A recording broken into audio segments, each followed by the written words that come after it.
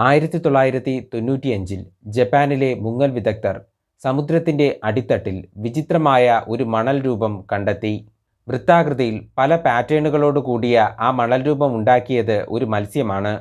Puffer മത്സ്യങ്ങളുടെ കൂട്ടത്തിൽപ്പെടുന്ന white spotted puffer ഫിഷാണ് ഇത് നിർമ്മിക്കുന്നത്. അണ്ടർ വാട്ടർ ക്രോപ്പ് സർക്കിൾ എന്നാണ് ഇത് അറിയപ്പെടുന്നത്. പെൺമത്സ്യത്തെ ആകർഷിക്കുവാനായി ആൺമത്സ്യം മണലിൽ കൊത്തിയെടുക്കുന്ന ഈ ക്രോപ്പ് സർക്കിളിന് 2 മീറ്റർ വരെ വ്യാസമുണ്ടാകും.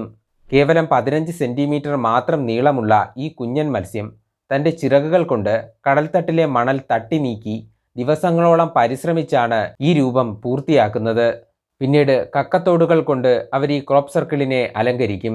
പണി പൂർത്തിയായി കഴിഞ്ഞാൽ പെൺമത്സ്യം സൂക്ഷ്മമായി ക്രോപ്പ് സർക്കിളിനെ പരിശോധിക്കും.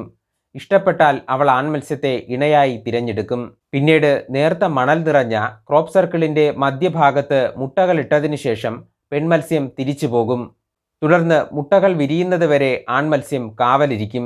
ക്രോപ്പ് സർക്കിളിന് ചുറ്റുമുള്ള വരമ്പുകളും കുഴികളും കടൽ ജലത്തിൻ്റെ ഒഴുക്ക് കുറയ്ക്കുന്നു. മുട്ടകൾ ഒഴുകിപ്പോകാതെ കൃത്യസ്ഥാനത്ത് തന്നെ സുരക്ഷിതമായിരിക്കും. മുട്ടകൾ വിരിഞ്ഞ് കുഞ്ഞുങ്ങൾ പുറത്തു വരുന്നതോടെ ക്രോപ്പ് സർക്കിൾ പൂർണ്ണമായും ഉപേക്ഷിക്കപ്പെടുന്നു. അത് പിന്നീട് സമുദ്രജല പ്രവാഹത്തിൽ നശിച്ചു പോകും.